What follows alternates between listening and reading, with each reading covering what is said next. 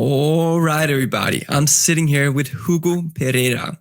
He is the Chief Growth Officer at EVBox Group. Welcome to the show today. Actually, today, Hugo, he is turning 35 years old, and I'm so grateful for having him here to celebrate and kickstart off his birthday. So Hugo, he has been part of EVBox for 5 years, leading the growth department and been responsible for compounded annual growth of 85% year over year. He has also been a part of growing the team from 15 people to 600 people and been responsible for over 100% growth in just 2019. Today, he's serving the organization as Chief Growth Officer, responsible for marketing, policy, strategy, and departments. Hugo, please say hi to everyone. Hi, everyone. Great to be here. And on a special day as I turn a bit younger. And it's really nice way to also to start the day, at least in Europe, and kick off with a nice conversation on overall growth and beyond. So I'm very excited to be here, Nikki. And of course, thanks for the invite. And let's make this fun and insightful. Cool. Thank you so much, Hugo. So there's already 10 people listening in here. So hi, everyone. Hi to the live crowd here. Of course, everyone. If you are not able to listen into the entire podcast, we will also distribute it on the podcast channels afterwards. So feel free to tune in later on. So Hugo, I'll kick off the show here today to just kind of give us a brief some brief background. So you have been transitioning from, you can say, a marketing role into a growth role over time.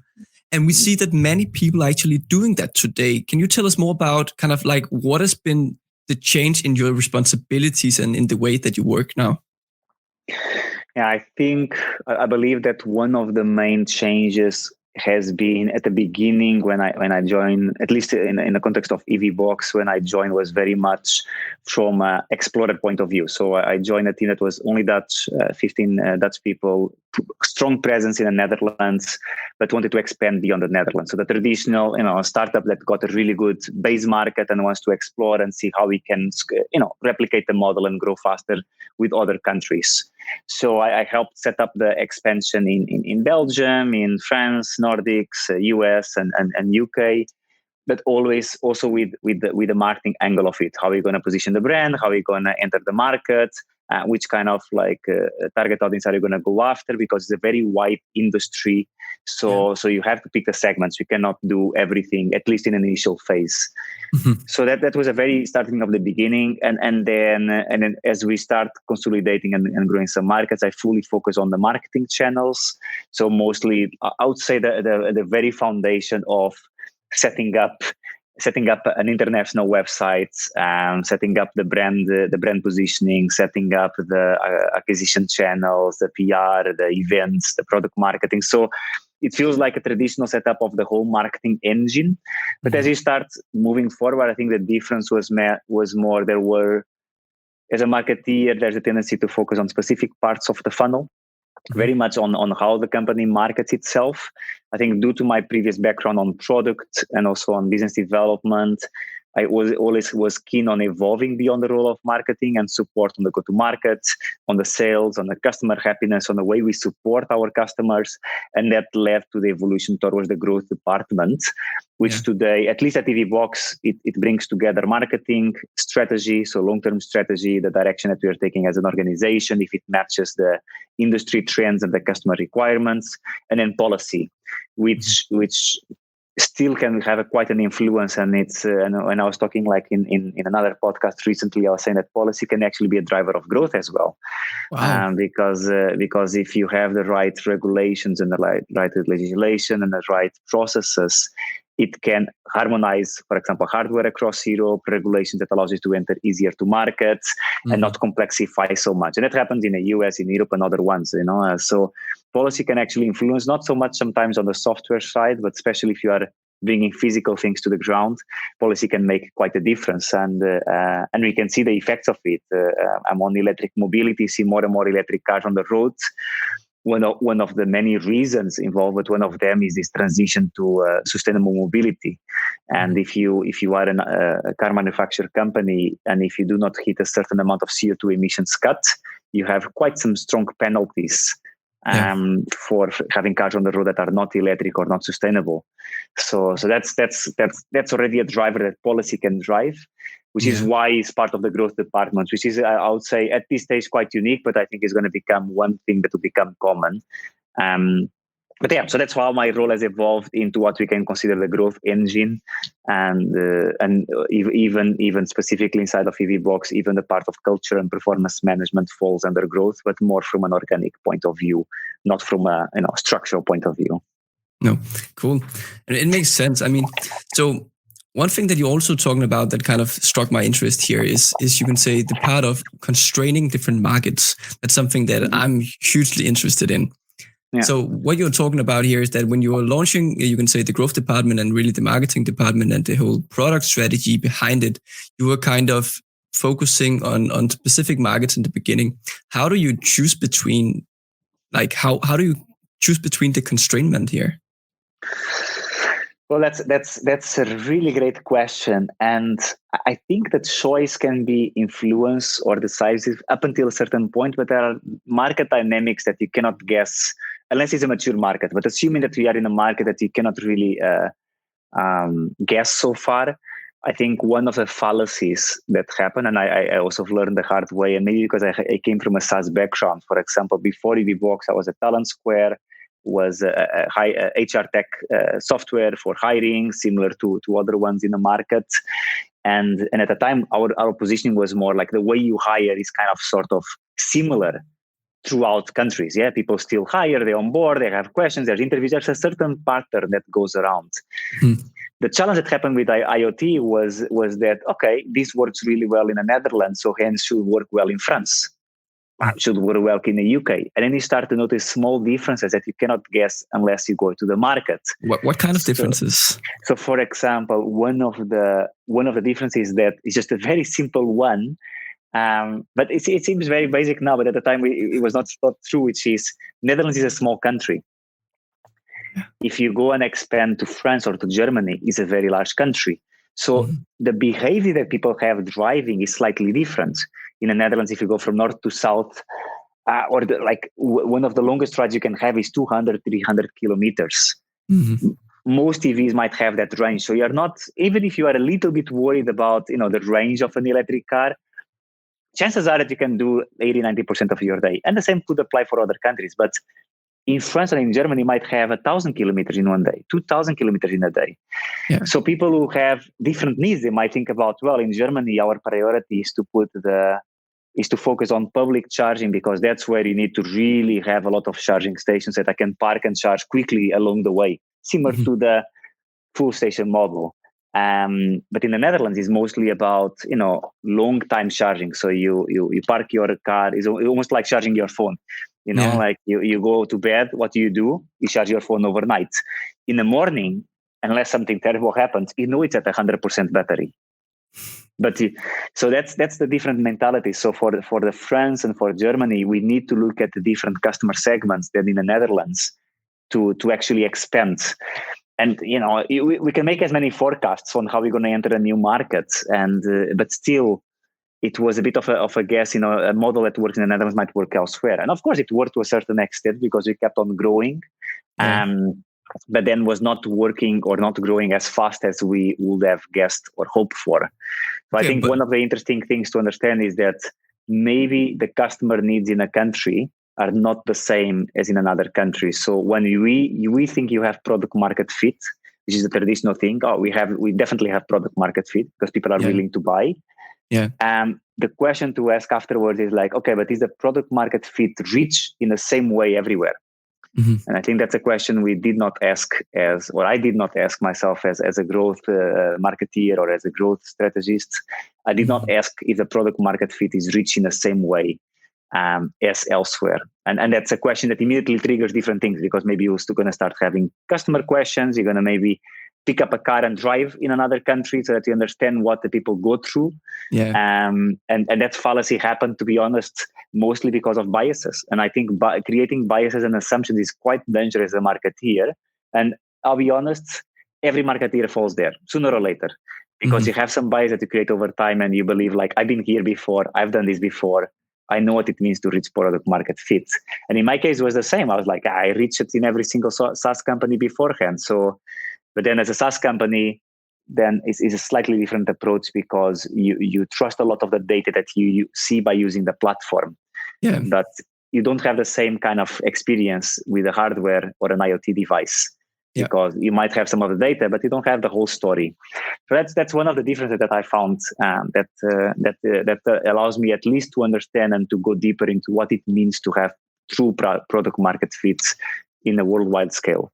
Yeah, but that's super interesting, and I completely agree that you can say everybody has biases, even if we are marketeers or not marketeers. Mm-hmm. And also in regards to the strategy question here, in kind of like, so there might be a different product market fit, or at least a different way to find it in certain different markets. Mm-hmm. Mm-hmm. And how did you go about diagnosing this?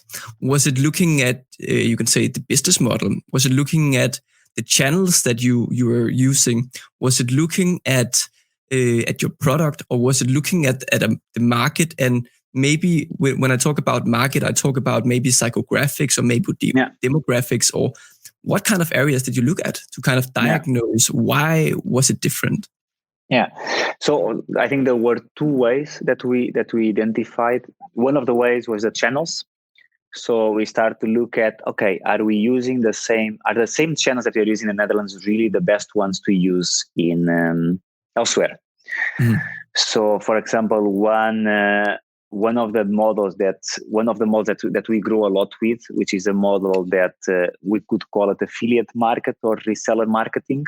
So we find resellers that then sell to the end customers. Yeah, so we will sell to a large energy company, and they will sell to the people at home to be able to charge at home, and they will sell to the small business that they handle the energy contracts.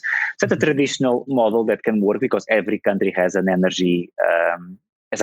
Several energy companies. So that model actually today still works fine in every country. But another model that exists in the Netherlands is very popular, is that there is these large, what we can call distribution centers, where electricians and installers they buy directly from the distributor because they don't have the financial capacity to hold stock. That's one of the things when you're buying hardware, if you're an installer at home, that you have a small business and you help different private customers at home, you cannot buy up front, thousands of euros or dozens of thousands of euros of equipment and then hope to resell it and gain the margin. It's quite a strong cash flow. That's why distribution centers hold the stock for you, essentially, and you go and buy from them at a discounted price, and that's how you make the business model. So we try to duplicate that because we build a network of like 600 installers in the Netherlands, which becomes almost 600 sales force. Yeah. That you have indirectly, despite it is not an active sales force, because most of this, let's call it, this channel is not an active channel that really goes after sales. It's mostly reactive towards the demand that comes into them. Yeah. Do you think that was a key channel to your growth in the other markets here? In the Netherlands was a key one, but when you go to another region, you are starting from scratch. So when you go to these distribution centers, you start from zero. So they're like, okay, but so then I have to buy up front everything. That's a bit, okay, let's do a small test. But then you do a small test, and then you say, okay, now you go to your installer network. Oh no, you have to go there. So then you basically go to a channel audience, and you have to convince them that this is the way to go for the future. This is why you're going to make money out of electric mobility and electric vehicle charging. And then after educating that, you have to train them. And after train them, you say, like, now you go out and sell to your end customers. Yeah. This process, it was taking so long that it would have been easier for us to just go directly to the end customers, but we are not doing that. So that's one of the interesting things of the model. So I think the way we started looking was more to start asking questions to ourselves, which was, okay, let's look at this market and let's start asking questions. Do people use the search engine to find the product? Mm-hmm. Do people share the product via word of mouth? Do people target people using other channels? Do they have a high lifetime value? Or do they need extensive content to understand prior to the purchase? Mm-hmm. Or do they trust indirect channels to reach the end product? So we start asking the user behavior questions, and then we start testing them. Yeah, so this was how you kind of figure out what channels that you should use. You kind of went in, okay, so with content marketing, we need to educate our users beforehand. Yeah. Maybe with direct marketing, do they trust us? With referral marketing, do they trust the people referring them? And kind of all of these questions kind of led you to, okay, so maybe we should focus on these particular channels. How I also like to see it sometimes, and please let me know if you're doing something similar, is that we kind of look at, is it a platform that we build for? Is it something, is it a platform where we can own the audience, like with email list, or with, let's say, building social accounts, etc.? Is it somewhere where we have to integrate into it as well, like with Facebook games, for example, developer platforms, etc.? And I guess you could also do it with something like Google Maps, maybe. Just come up with an example, And we kind of also look into, okay, where is the maturity level of this particular channel? For example, with Facebook, it's the price is growing on Facebook, and with LinkedIn, it's super, super high right now. And kind of like, are there any of the you can say the trending channels, like I don't know what it could be, maybe Quora or something like that, the question and ask platform, where the price per click is quite low still. So kind of like looking at all these different parameters to kind of figure out, is this a channel for us? But you kind of took a different approach, but at the same time still the same, or? Yeah, I think it's similar. I think the main change was that a lot of people go and ask immediately, okay, we assume that social media channels or social ecosystem, it is a channel that we should invest on. That's an assumption that a lot of people do immediately from the beginning. We went the other way around. It's like, well, who says that? In this case, it's very particular, but let's say a lot of the installers we were talking to, they were not on social media. They didn't have a LinkedIn account. They definitely didn't really look at Facebook for their purchases, Instagram much less. So then we asked the most simple question of all: where do they hang out? Where do they hang out? And then we start to realize, well, they really like to go to events. Funny enough, the offline marketing that now is in dire straits because of the whole Corona situation, or at least evolving the proposition. Let's put it that way. But for us, it was a really important channel because there's a high lifetime value for what we were selling. So I was like, well, if we go to an event and if we just bring 5 good customers or 1 really great customer, it pays off like immediately. So then we start trying to go to these events, and it seems like a traditional way of going around. But when a product is new, we realize that it attracts attention, and I think it's quite a unique opportunity to work in a market that is growing so much, and yet there's so much, I'll not say unclarity, but there was a lot of confusion. Similar to because I always try to make comparisons, because unless people drive electric or are in electric mobility or some affinity with it, it's hard to understand with it. But I would give the example of when we start having smartphones, and when we start having access to data. And I still remember that I had to calculate, okay, so if I buy this package, I can send 300 emails. How many emails do I send a month? That calculation is more or less like what was happening to the industry. Was like people are like, well, so if I buy an electric car, how long does it take to charge, and how many kilometers I can do per day? It's so much calculation that becomes complex. It becomes quite an important decision to go with an electric car, because you want to make sure you can do your lifestyle. The same was happening with the packages on data. Today, no one asks about it. No, so if someone says like, I'm going to buy 10 gigabytes, I'll argue that no one knows what 10 gigabytes can give you. No one calculates how many hours of Netflix can I do. No, there's like 10 gigas. It's a lot. I agree. Yeah. So that and at the time, but I still remember that, because I really found fascinating the story of how Apple was coming on and how Nokia was losing market share, and that's one of the reasons. Like for example, Nokia also, besides like missing the product like part of things, they also missed the whole channel part of things. They did not understand what channels are really working for them, because they fully trusted the traditional store purchase. And they missed the whole digital environment of it, because they could have sold still a lot. They could have made difference. There was already smartphones and they launched some of them, but they missed the whole concept of understanding where users are hanging out. And I think that's the main question that we ask ourselves, was like, where do they hang out digitally or offline? And then what can we do about that? And then we chose the channels and we tested them. And we realized people need extensive learning and content prior to purchasing to feel comfortable with it, especially if you are a business, because you don't sell to consumers. If we sell to I don't know, let's call it Google. And let's say that Google says we want to move all our fleet of cars to be electric, and we want to install. We have 300 parking spaces in this part of the campus. We want to put 300 charging stations. There's a lot of questions that come after that, which is like, okay, how much it costs to install and to maintain? Do we have energy to power all of them at the same time? If every single car goes to charge, and what do people have to think about, and that's the best thing to understand about electric cars, is that it's a battery on wheels. Yeah. It completely makes sense. It completely makes sense. And I guess like this type of marketing and this kind of thinking is very different from SaaS, where you basically also have some of your background. And that was also kind of something that I wanted to dive into. So what we're talking about now, of course, is EVBox. And what we know is that it's you can say IoT, and you can talk a lot more about it. And it's super, super different from kind of having to grow a platform, a SaaS platform, or maybe a social platform or e-commerce subscription platform or something like that. Can you kind of take us into, you can say, into your department or into your team? How would you manage growth or work with growth differently here at EVBox in comparison to some of your prior experiences? Yeah.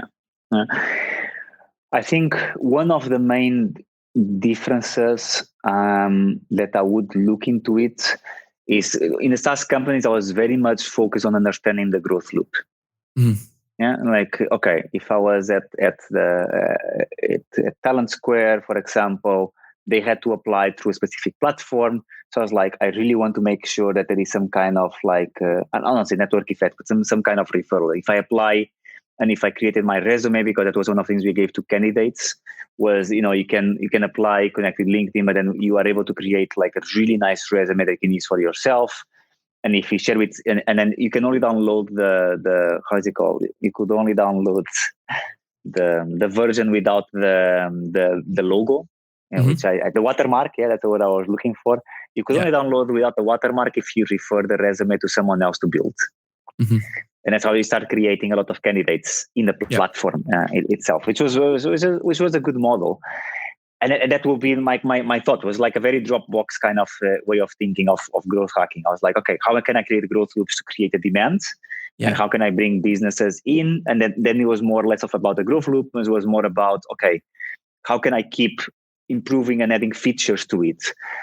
In this case, yes, there is an element that is similar, the element of how can we build a platform that businesses trust and can evolve with and have new models that they can purchase, increase their recurring revenues. But the part of the growth loop, what I realize is that there is an element of referral that just doesn't work sometimes with IoT unless it's a consumer device. But for business devices, I realize it's very much similar. The example I like to give for analogy is the dishwasher. And I'm going to explain why. And then normally what I ask people is like, when was the last time that you refer a dishwasher to someone else? Not at all. It's not a conversation that comes along many times. Yeah. If you ask about, I'm going to buy a voice activation at home, people talk about the Google Home, Amazon Echo. But if you talk about, okay, which dishwasher you have at home, chances are people not know the brand. Yeah. Because the main function is to make your lifestyle work flawlessly. If it doesn't work, you will remember the brand. Because you'll be like, what kind of dishwasher do I get that doesn't work and that doesn't clean the dishes? And then you open and you see, this kind of brand. Man, these guys are not really good. Then you remember it. But on a day-to-day basis, you're not going to check the brand. You're not going to tweet and be like, man, what another great day that the dishes were really well clean. So why I make this comparison? Because in our role is to be flawlessly making sure the lifestyle of people go as they planned. You want to leave home fully charged. We want to make sure that you can do that. You want to arrive to work and charge enough to go to your next meeting. We want to make sure you can do that. You want to have a large network of corridors, charge along the highway, have to be 100% reliable, because we don't want anyone to have the situation of the experience of going on, 10 miles left on my battery. I have to charge and the charger is not working. That destroys the day of someone. Yeah. So we are continuously focused on the most important thing we have to assure is reliability. And that's my motto as a marketeer, like reliability and advocacy at our core. Because if we are continuously at our best, as flawless as we can be, as easy to work with as we can be, and reduce completely the friction, then the advocacy will come along and the referral will come along, but very organically from an experience of the day. Yeah, so people might talk about us if they say, you know what, I had a great ride from Germany to France. Everything works smoothly, charge everywhere, was perfect. And that's it, and that's how far you'll go. So that's why sometimes it's important to understand that with a lot of the IoT world, especially for the business world, is more about ensuring that people remember you for being, it worked great. There was no questions. Why? Because maybe you become a facility manager in another company, and you want to install a whole business sound system or soundproof system in your building, just to give another comparison, which is kind of an IoT, because you want to control to see the air quality or the soundproof. So you have like a set of, like, I would say, features on the phone, but you also want to make sure that it works great. If it works great, you're going to remember next time and next time and next time and next time. So that's the model that we are betting for the future, because it's still a niche industry. Yeah. So I think it's important to understand that it's growing, it's fast, is bold, and is loud, because people read about the electric cars continuously. And there's Tesla, which of course creates a lot of excitement. But we are still in a niche market. It's still not a mass market, which means we are gearing up for mass markets. Everything we are doing is to make sure that when mass market comes, we are at the forefront. That's it. That's cool. So let me ask you again, Hugo. So in regards to these loops that you also kind of briefly mentioned, that with the SaaS platform and with your prior company, you would focus a lot on kind of building referral and kind of building it into, you could say, a Dropbox kind of compounding growth effect or virality or network effects, and what we can discuss here. But with EVBox here, so do you have any established loops here that you would say this is a compounding loop where we have it doesn't have to be a referral loop necessarily. It can also be kind of like a content loop or something like that, but driven by, you can say, an input, some actions leading directly to an output that gives you the input. Yeah. I think today, there are three elements. No, that's good. There's two elements, because the third one is more regarding less customers and more about the hiring and the brand and the employer branding. So excluding that one. But I think there are perhaps two growth loops that I could consider. One of them, as you mentioned, is more on the content, but because the industry is growing so fast. For a lot of businesses, is a lot of question about, okay, when is the right moment to electrify, and how can I do it? And what it means to me, what do I have to keep in account? So our input is to provide as much content as possible about the industry. That's why we refer ourselves and always push the mindset to be, we are in a phase where it's more important to be an industry leader than a market leader. Yeah. And it seems like kind of the same thing, but it's different, because there's different questions to it. Because when you want to be a market leader, your whole question is about market share. How can I gain market share? How can I beat competition? But at this stage, the market is so new, and there's luckily space for everyone, despite, of course, competition keeps increasing, and that's healthy. Mm-hmm. But more about being an industry leader means that you ask about, what does the industry need? What are customers looking for? What are they worried about? And that allows you to be continuously focusing about what can we provide to them content-wise to help them understand what's happening with the industry. That's why we created a conference called Revolution, which was a conference that we organize. We bring everyone together. We were doing on an annual basis. We started with 200 people, then 500, and 1,000. So this year went digital, of course. But even the digital part was fascinating, because we surprisingly, we saw the investment of 3 years paying off, because when everyone went digital and webinars or like digital events were just new, and it's hard to get everyone online, but we got 1,800 business registrations, and 1,600 showed up for the whole time of the events. Nice. So it shows high loyalty to the knowledge that is shared at that event, and it is more than an event; it became its own brand. Powered, of course, by EVBox, but we invited everyone. I think that was one of the difference. We invited competitors, partners, policymakers, customers, prospects, partners, students. We just wanted to create a community, and I think that's the main thing. Like, that is the growth loop, which is, if we can be an influencer of the community that really moves forward the industry, we part of the conversation. And I think that's a growth loop, because the output we get is that we get to understand what they are looking for. We get to understand their pains and gains. We get to understand if they are happy with us or if they are happy with others, because that also is important to us to understand that we don't want everyone else to fail and us to succeed. That's not the way to go. We want everyone to succeed, because if everyone succeeds, the industry will grow. And if the industry grow, we all grow together with it. And for now, that's the focus. So I think that's one of the big growth loops that I would say, which is to provide content. And that's important, because we are not providing content about the products, about EVBox. We are providing content about how the industry is growing and what it means to you. And I noticed that many times, that's one of the challenges I have as a marketeer. I stop reading a lot of the marketing content, because I start feeling it is all about. I'll give an example. I can no longer read articles, and that's maybe my personal experience, that say, here is how I grow 300% leads in 6 months.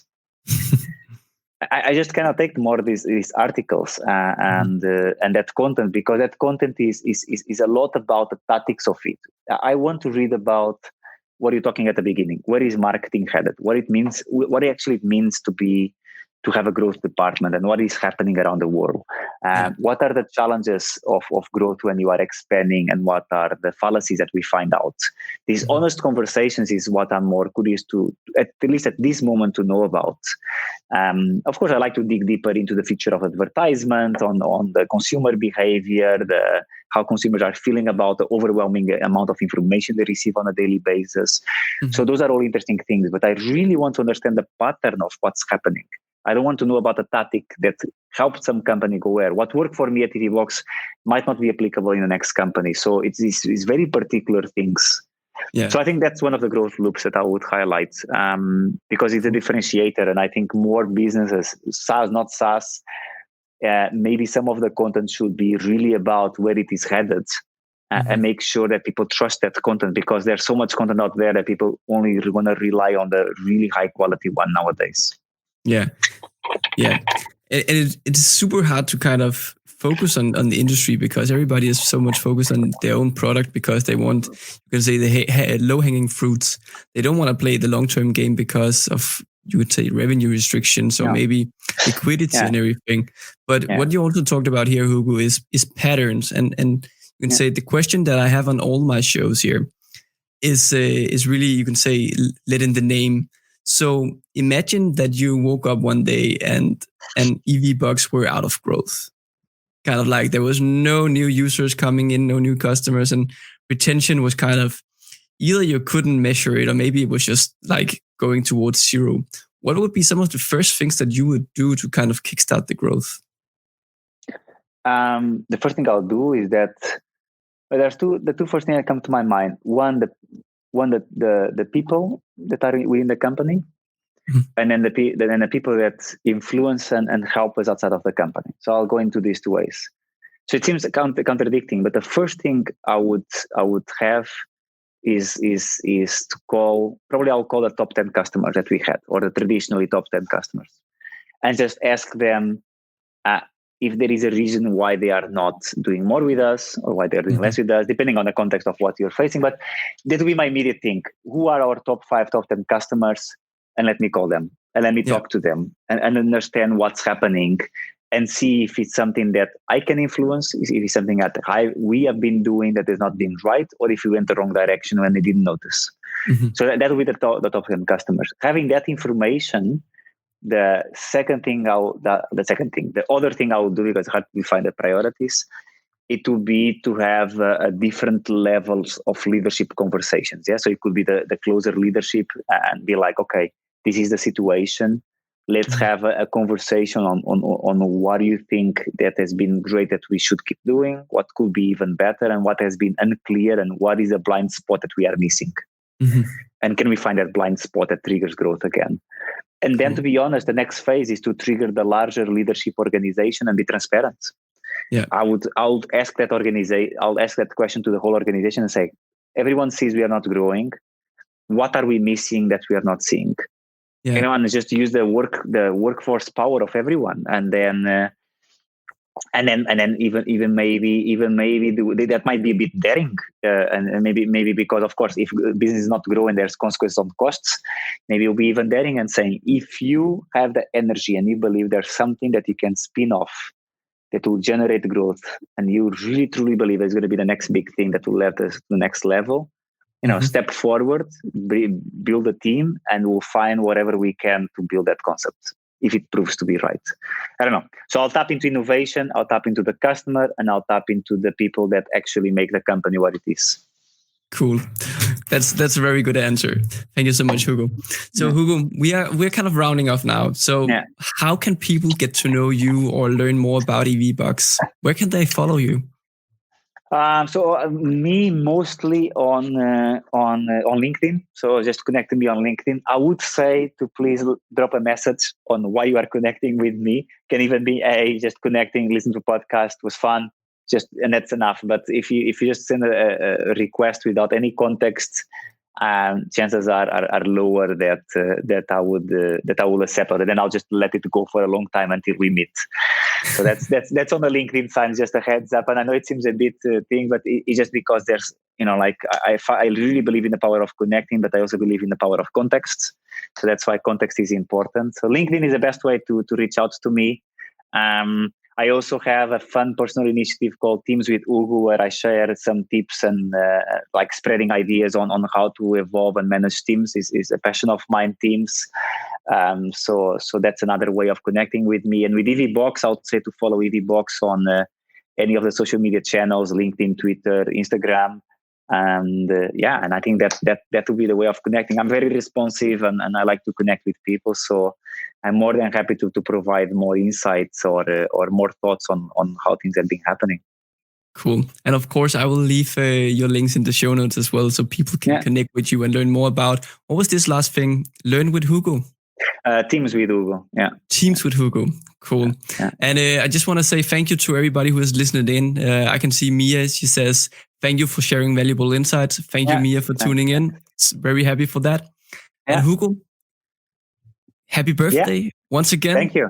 I hope you are going on to celebrate your 35-year birthday and just have a great day. Yeah. Thank you so much, Nikki. Thank you so much. Thank you. Thank you.